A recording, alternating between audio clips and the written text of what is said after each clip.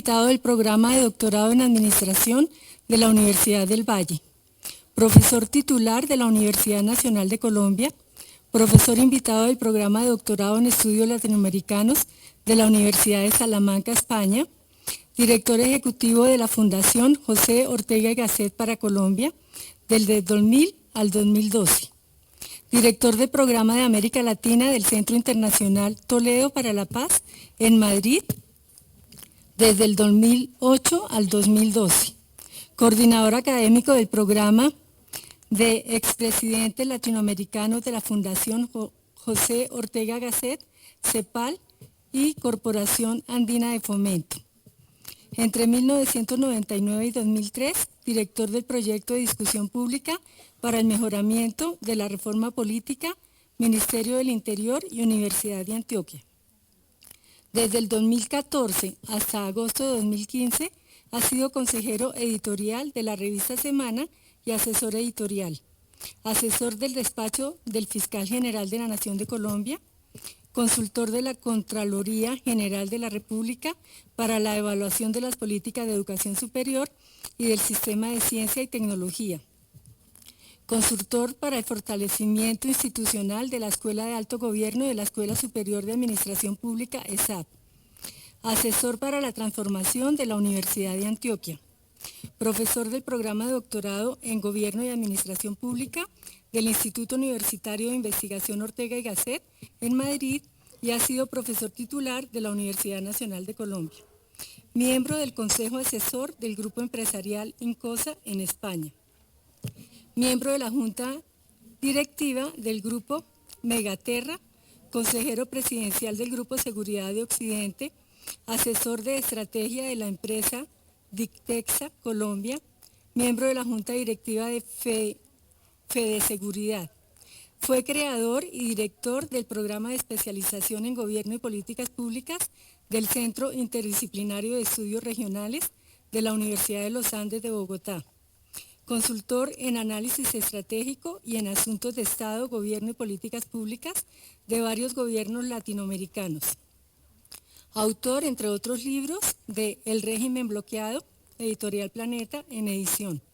Elementos determinantes de la participación electoral en Colombia, Editorial Registraduría General de la Nación, 2014. El presidente sitiado, Ingobernabilidad y erosión del poder presidencial en Colombia, Editorial Planeta, 2006. Y El retorno a la política, Tercer Mundo Editores, 1998. Coautor de Política y Políticas Públicas en los procesos de reforma latinoamericana, editor CEPAL, Santiago de Chile, 2006. Y de más de 50 artículos en revistas nacionales e internacionales especializadas. Codirector del programa de televisión Hablemos de Paz y Derechos Humanos, que se emite por el canal Capital. Director del programa de televisión Conexión América. Panelista del programa Hora 20, Caracol Radio, columnista del diario El Tiempo, del 2000 al 2014. Columnista del diario El País, Cali, El Heraldo y del diario La República. Y colaborador ocasional de varias revistas y diarios internacionales. Entonces, después de leer la hoja de vida del doctor, vamos a escuchar muy atentamente su ponencia, que es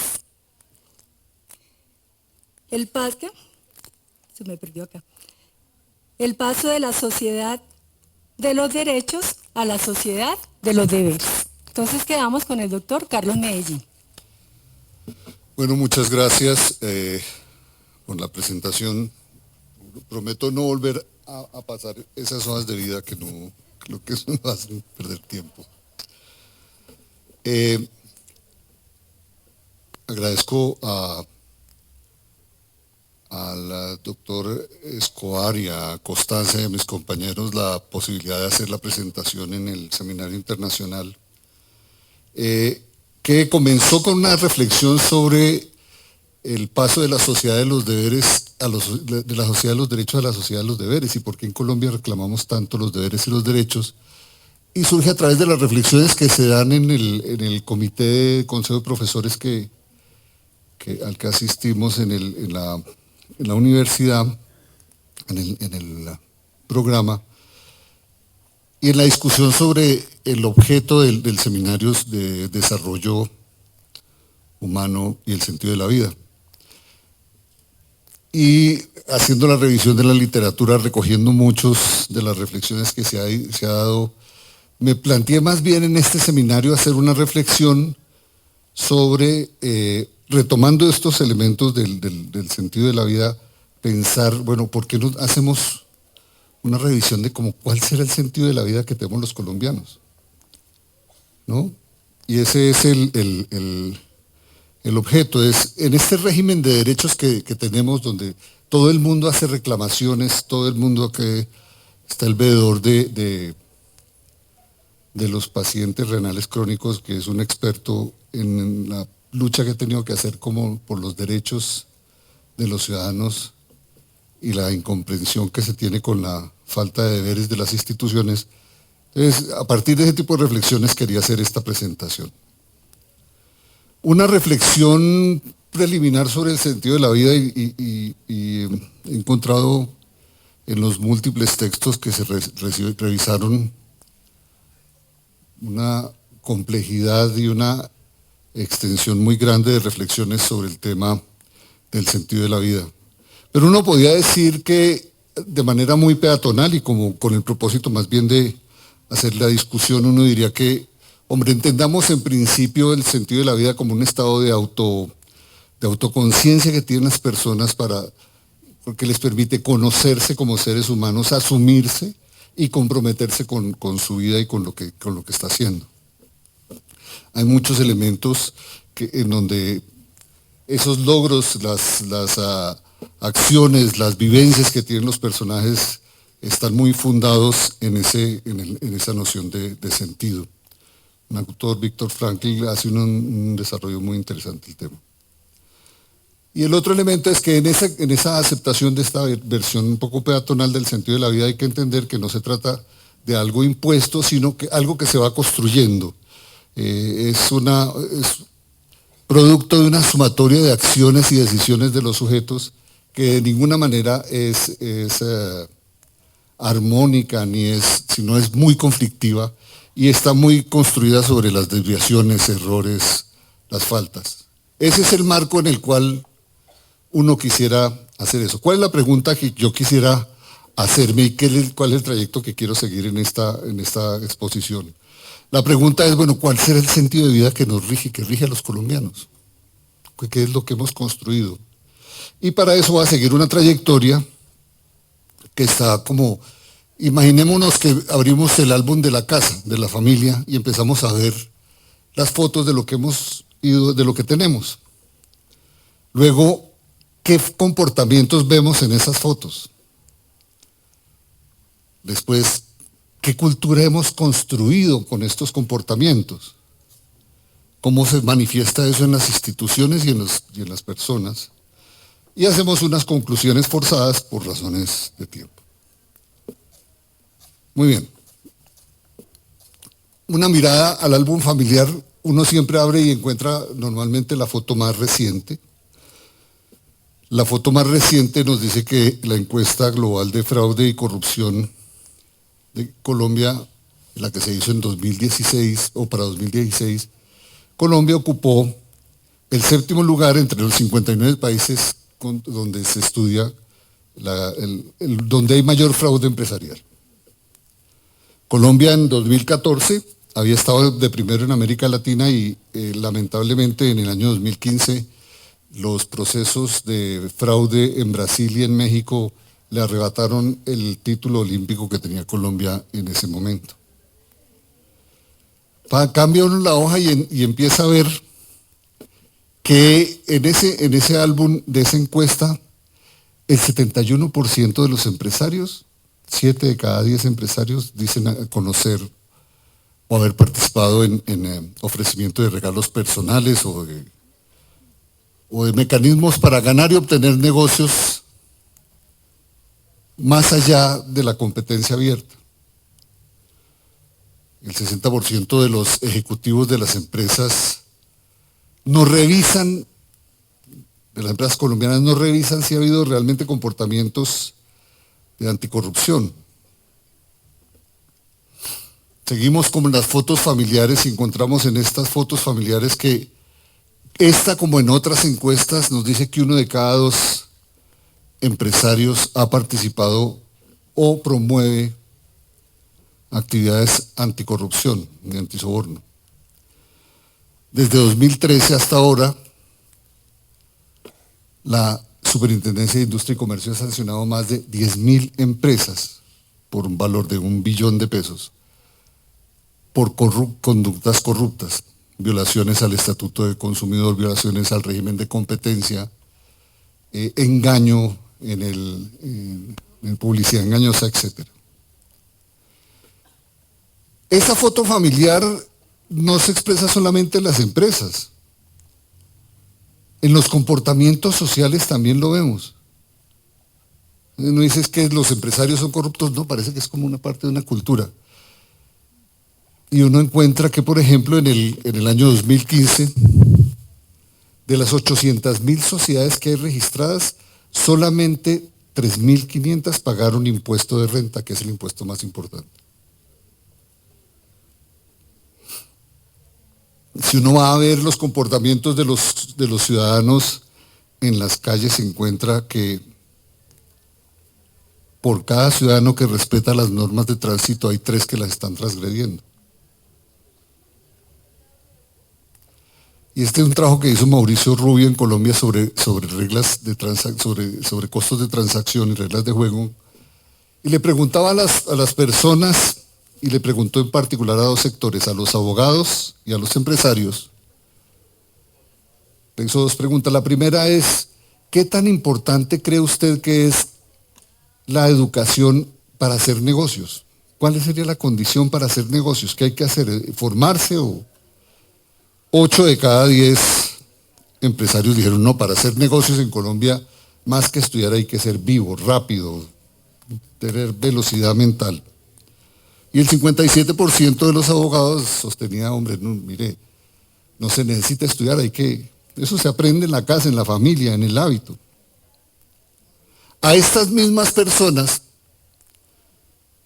que se les preguntaba, bueno, para hacer negocios, esto de que hay que ser avivato, rápido, veloz, tratar de ganarle al otro rapidísimo, ¿usted cree que es importante cumplir con las reglas? Y en esta respuesta fue muy interesante. 1 de cada 2 abogados, cerca o 45% de los abogados, decía que no es necesario cumplir con los acuerdos. Y 2 de cada 3 empresarios decían, no es tan importante cumplir con lo acordado. Esos comportamientos sociales que uno empieza a ver como muy generalizados en los empresarios, y fíjense que normalmente estamos acostumbrados aquí a ver a esos comportamientos en el sector público y acusar en el sector público. Las prácticas institucionales que vemos es una cosa muy interesante. Las concesiones de carreteras, por ejemplo, se entregan a través de un mecanismo de preselección técnica que se llama selección objetiva, y esos mecanismos, la gente puja por el precio, con precios, y el que tenga mejor precio gana. Hemos visto en Colombia recientemente todo un proceso en el cual hay oferentes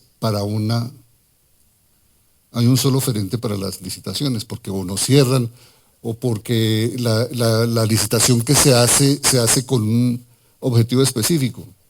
Se le entrega, para hacer esta licitación como concesionario de esta vía tiene que tener tales y tales condiciones, y eso la cumple una sola empresa. Y uno le diría, cuando viene un inversionista extranjero o un competidor extranjero y dice, oiga, pero ¿por qué eso así? ¿Por qué no hay como un régimen de competencia abierta? ¿Por qué ocurre esto aquí en Colombia? Un banquero de inversión le diría al inversionista extranjero, le diría, mire, es que en Colombia los riesgos son tan altos que se necesita que el Estado intervenga inicialmente y que después, una vez con el Estado ha intervenido y ha creado las condiciones, pues hay una empresa que reúne las condiciones y sale adelante el proyecto.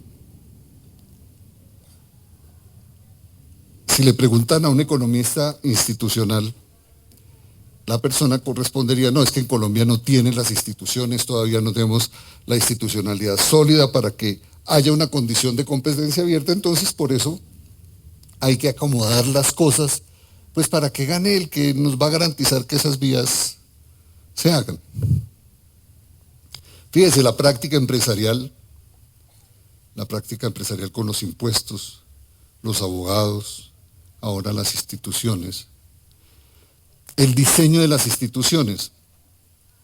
En ese cuadro familiar, en el álbum familiar que estamos repasando, encontramos que el diseño de las instituciones se hace muy generalmente basados como en un principio de mala fe. Hay que establecer una serie de controles, límites, ojo porque el que viene se puede enriquecer, hay que trancar esto.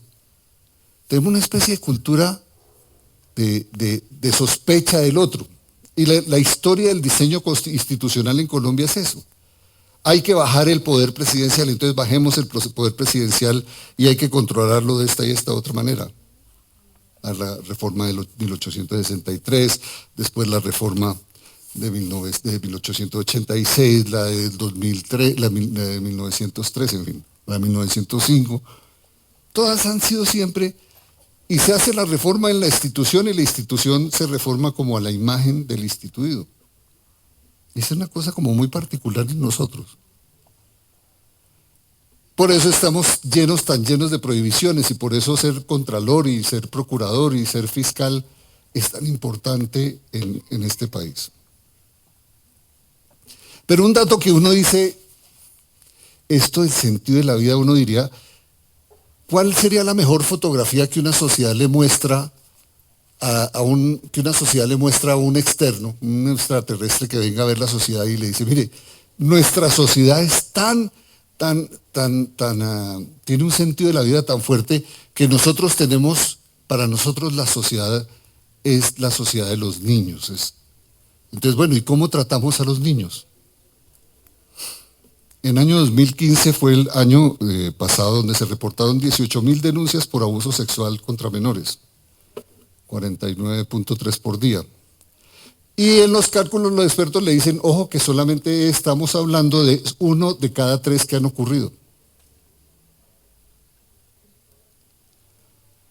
En ese año 2015, 1.300 niños fueron abandonados por sus padres. Y no se trata de una cosa extraordinaria el año 2015, el año 2014 y el 2013 y el 2012. Tenemos una secuencia de eso en donde cada vez estamos viendo datos como esos. Cada 9 horas un menor de edad era asesinado en Colombia, cada 30 minutos uno acude a medicina legal tras ser víctima de agresión sexual, cada 60 minutos un niño o adolescente sometido a un examen por violencia intrafamiliar. Esa es una fotografía de nuestra sociedad.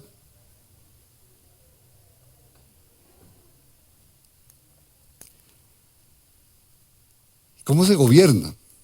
¿Cómo es esto? Ya tenemos como el mapa del empresariado, el mapa de los abogados, el mapa de las instituciones, el mapa del paternus de la sociedad. ¿Cuál sería cómo se gobierna? Y uno encontraría 3 condiciones básicas de cómo se gobierna. Unas instituciones tremendamente frágiles desde el punto de vista técnico, con una memoria institucional muy diluida, no hay procesos administrativos realmente sólidos y hay una rotación muy alta en los niveles medio y superior. El ministro que se posesiona en el cargo y cuando ya entendió de lo que tenía y cuando ya aprendió la materia le toca irse. ¿Sí? Son instituciones muy, muy frágiles.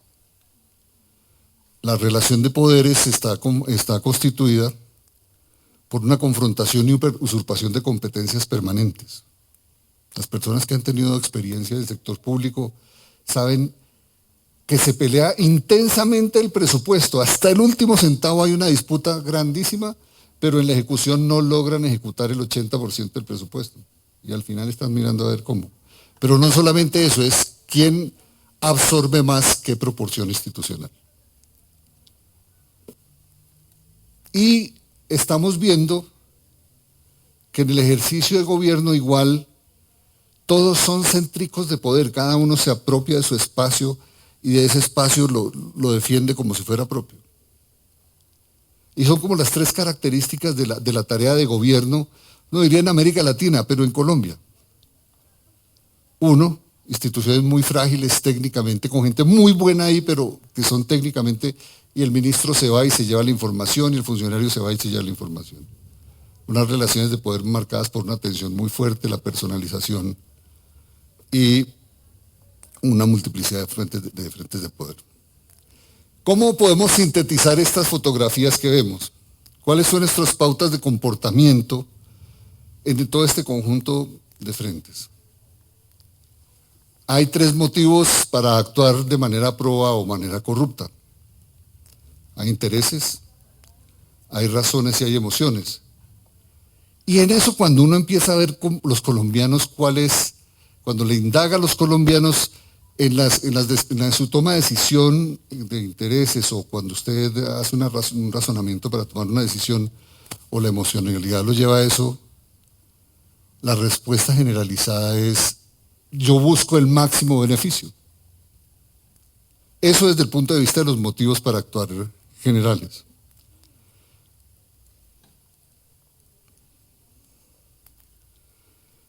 Esos motivos también tienen unas reglas y hay tres tipos de reglas.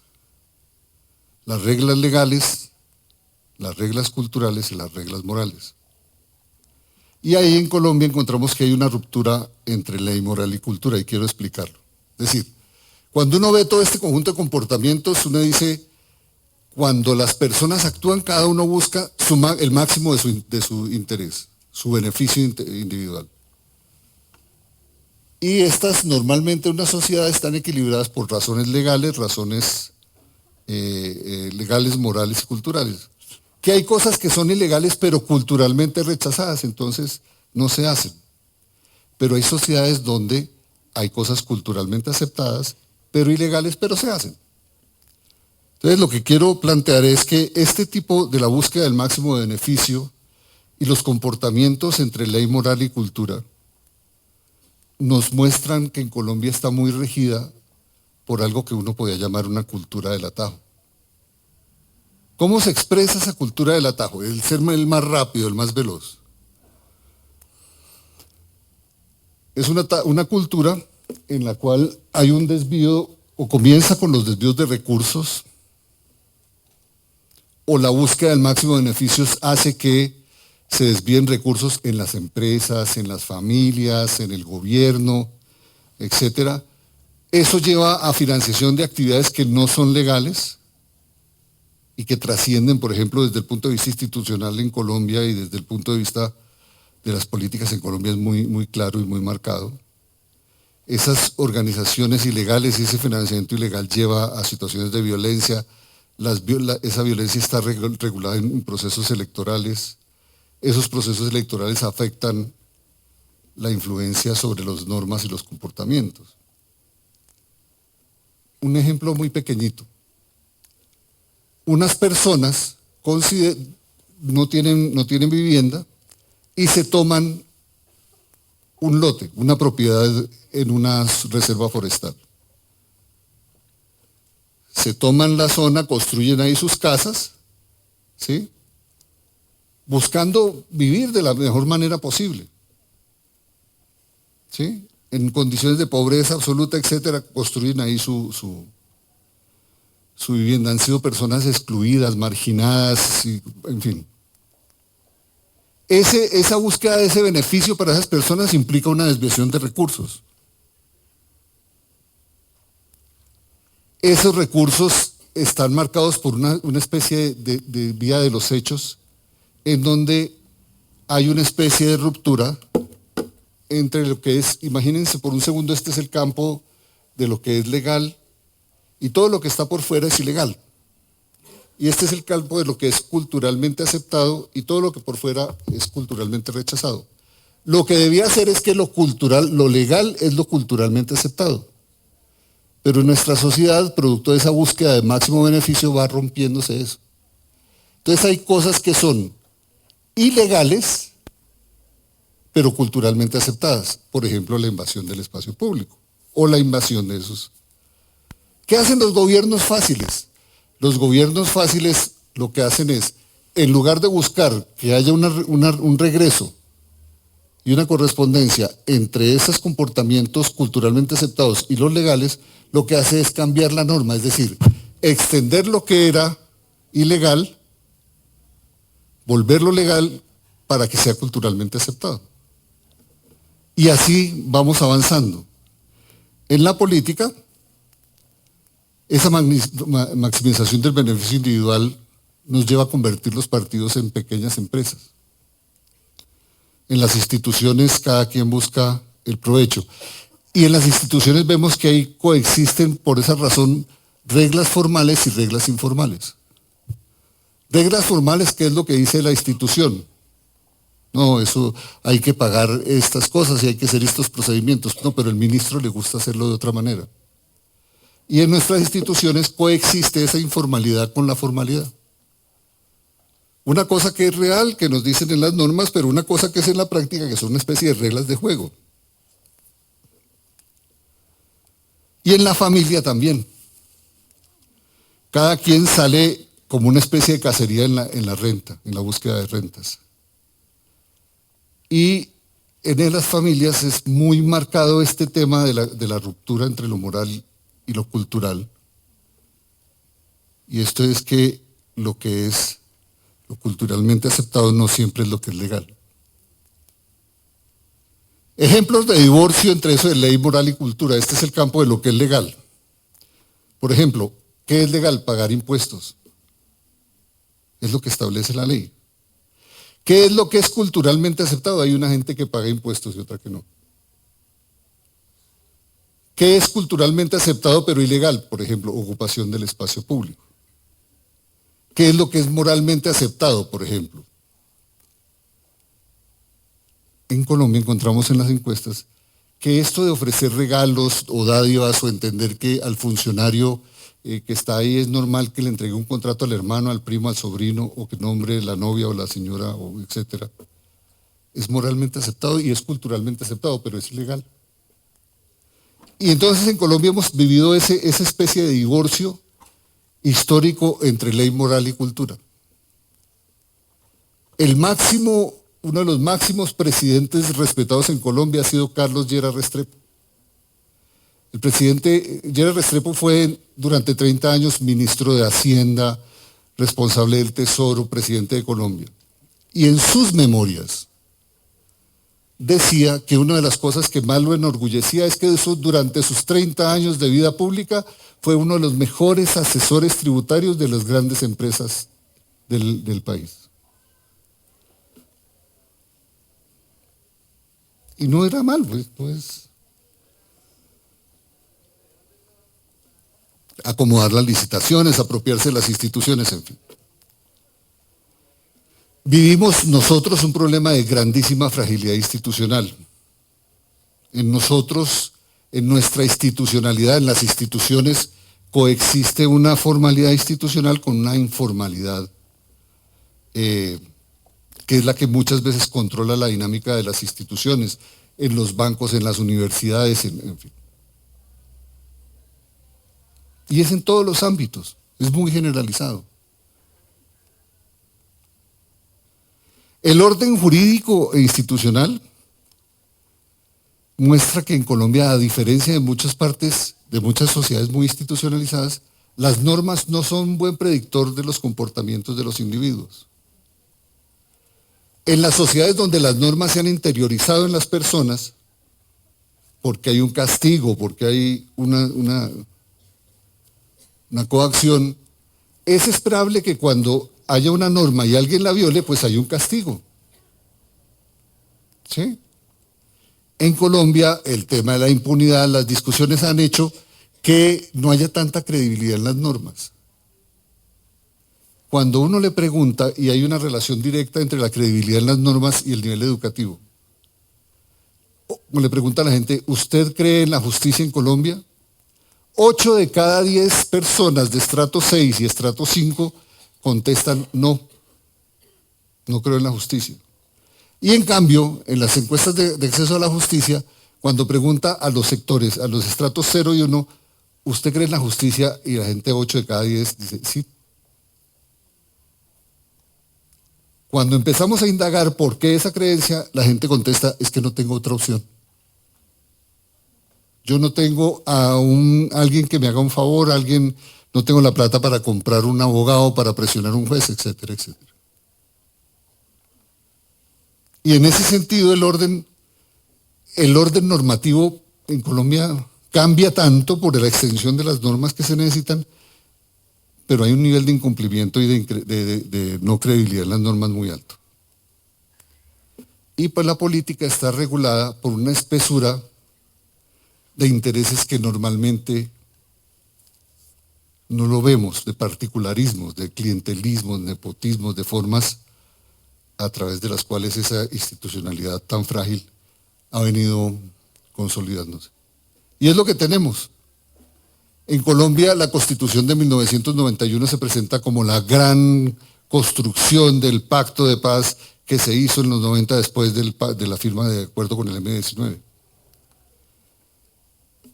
¿Qué hizo la Constitución del 91? La Constitución del 91 institucionaliza esa vía de los hechos. Y es como el cierre de lo que ha sido históricamente. Acá, después de cada guerra se cierra con una constitución que formaliza el poder del que gana.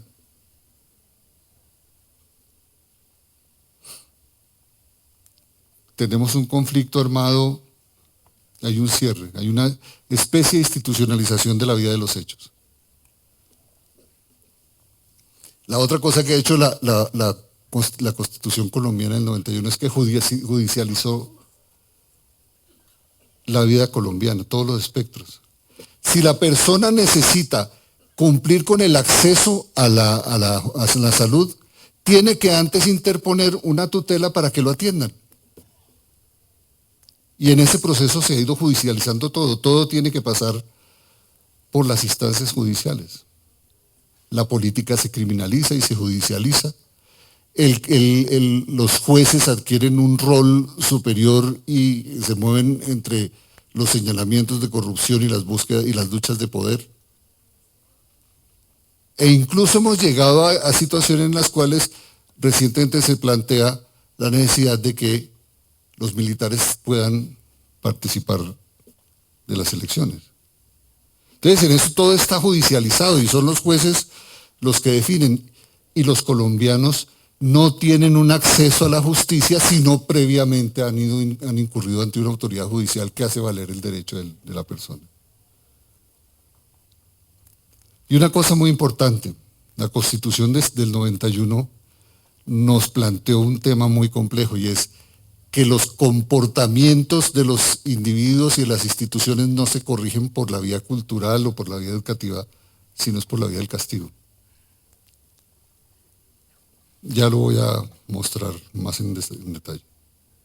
Y en este escenario, la principal conclusión a la que llegamos es que esa Constitución del 91 generó una distorsión entre derechos y deberes. La Constitución del 91 tiene 85 artículos que regulan todo lo relativo a los derechos fundamentales, económicos, sociales, ambientales de las personas. 85 artículos. Y hay solamente uno sobre deberes. Uno de los deberes constitucionales que se establece es que cuando un colombiano vea en situación de riesgo a otra persona en la calle, tiene que constitucionalmente acudir a su auxilio. ¿Quién acude al auxilio de alguien acá? Es muy extraordinario. Y la institucionalidad ahí está llena de instituciones de protección de los intereses, etc. Y es los derechos se ganan a través de las pautas judiciales. Hoy salió un fallo por el cual la comunidad LGTBI va a tener derecho a escoger la prisión según su conveniencia.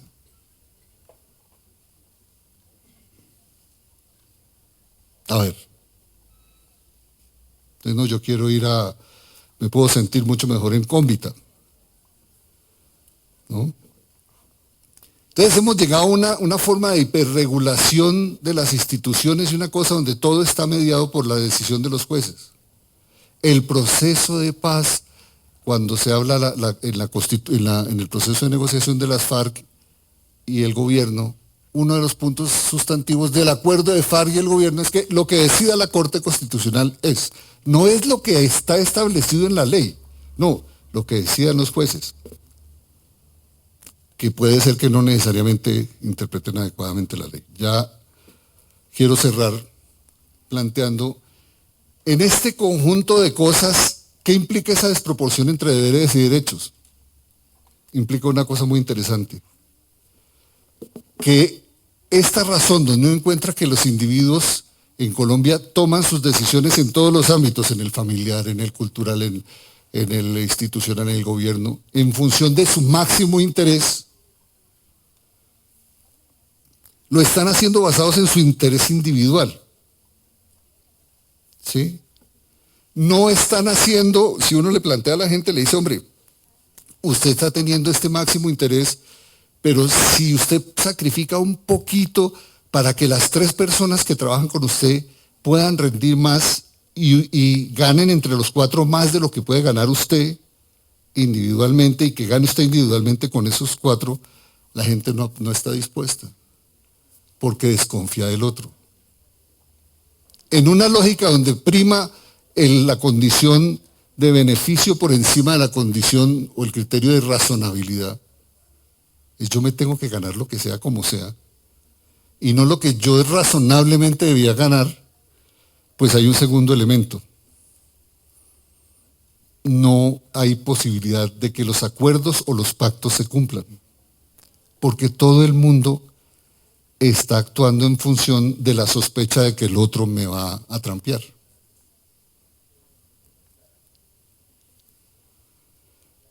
Por eso en Colombia hemos tenido tantas dificultades en la constitución de acuerdos. Se firman acuerdos, el gobierno para neutralizar un paro cívico, firma lo que sea, pero después no lo cumple. Porque como uno de cada 2 abogados dice, eso no importa. Venga a ver que eso se puede arreglar. Y un tercer punto que es muy importante en Colombia. La primacía de ese máximo individual desplaza lo público como referente de acción. Son los intereses privados lo que rigen. No hay un espacio público. Y uno ve cómo muchas calles son cerradas por los habitantes de esa zona. Los cierran. Y prohíben el paso y el paso está permitido solamente para los habitantes del sector. Y lo vemos normal.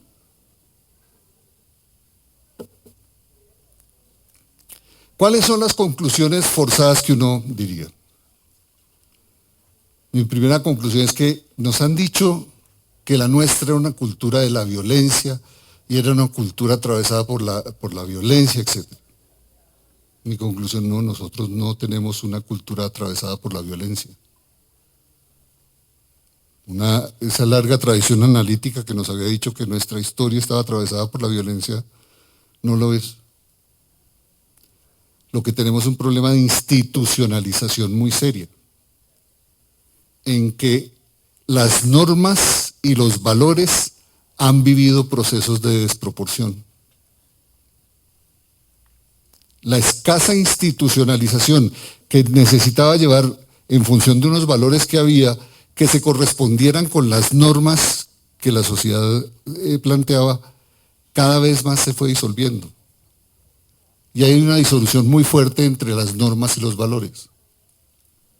No sabemos hoy cuáles son los valores sustantivos del colombiano. Los valores familiares, los valores normativos. Hay una gran movilización por causas como la discusión sobre la cartilla de orientación sexual que se dio en el país, una gran discusión, pero no hay una discusión sobre el problema de la violencia contra los jóvenes. Porque ¿cómo resolvemos esas diferencias? La nuestra no es una cultura de violencia, es una cultura de atajos. En nuestra cultura hay deberes. Hay derechos, no hay deberes. No tenemos disposición a cumplir con los acuerdos. Y cuando uno no está dispuesto a cumplir los acuerdos, pues la justicia es una caja vacía. La interpretación del espíritu del legislador y el juez es un bien perdido.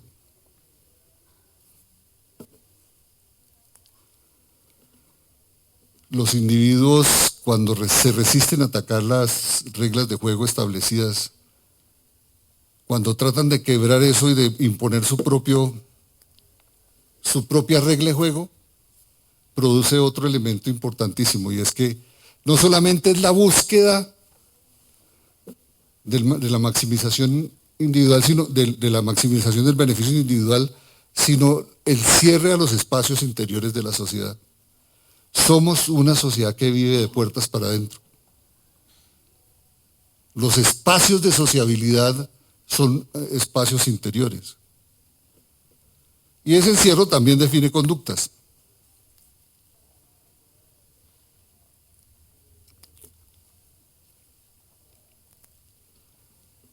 El sentido de la vida en nuestra sociedad parece marcado por lo inmediato, por lo que es facilito. La cultura del atajo, que revela esa escasa disposición a cumplir con los acuerdos, también refleja una escasa disposición a cumplir con las reglas de juego y a respetar al otro. La sociedad socialización se produce de puertas para adentro. Y un valor de referencia en nuestra sociedad es la desconfianza. Los valores que se transfieren de padres a hijos, en muchos casos, no son precisamente los del trabajo denodado, la legalidad, el respeto al otro, la construcción de lo público. En ese escenario quería plantear como unos elementos que nos digan en ese álbum familiar que vemos y que nosotros no dimensionamos, ¿cuál es el sentido de la vida? Quienes vieron la novela de Pablo, el patrón del mar, o los jefes de la mafia, etcétera, nosotros cuando vemos eso descubrimos que vivimos una guerra. Que fue una guerra terrible. ¿Cuál es el sentido de la vida que hemos construido? Una sociedad en la cual un sujeto está dispuesto a hacer daño a otra con ácido, en un ataque de ácido en la cara. ¿Qué tipo de valores? ¿Hasta dónde hemos llegado? Lo que quiero plantear con esta reflexión sobre el sentido de la vida es que tenemos unos temas de cultura y unas tradiciones que muchas veces no estamos dimensionando. Podría uno mirar, hay unos valores positivos y hay unas reacciones positivas y hay unas cosas buenas que tenemos, pero cada vez son más difíciles de apreciar. Quiero dejar ahí y agradecerles la oportunidad de haber planteado estas inquietudes. Gracias.